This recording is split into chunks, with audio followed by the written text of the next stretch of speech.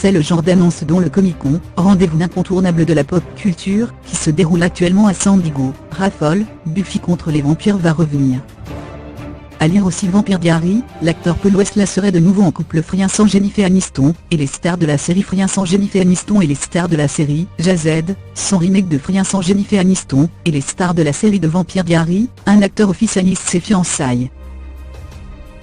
Une nouvelle version de la série culte, qui révéla Sarah Michelle Gellar en tueuse de vampires, et fêtait en 2017 les 20 ans de sa création, a officiellement été mise en œuvre, et sera portée par une Buffy noire, a révélé Fox 21 TV Studio, bras télévisé du studio américain 20th Century Fox, qui souhaite d'ailleurs,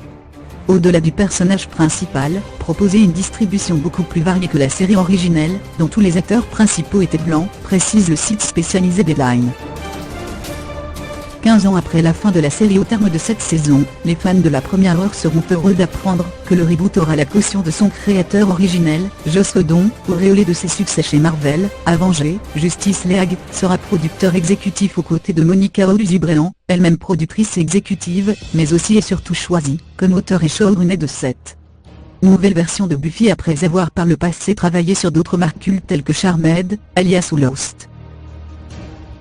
Le projet n'a pas encore de diffuseur, et sera présenté cet été à des chaînes et des plateformes de diffusion, selon Deadline.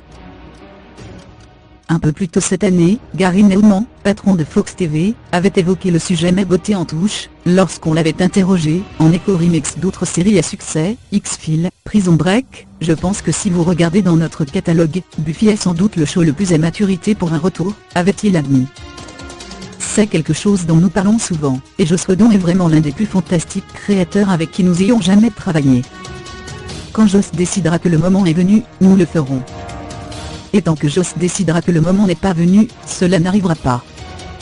À l'occasion du Comic-Con de San Diego 2048, la 20th Century Fox, via sa division merchandising, avait déjà fait plaisir aux nombreux fans de Buffy contre les vampires en organisant une chasse au trésor sur le thème de la tueuse.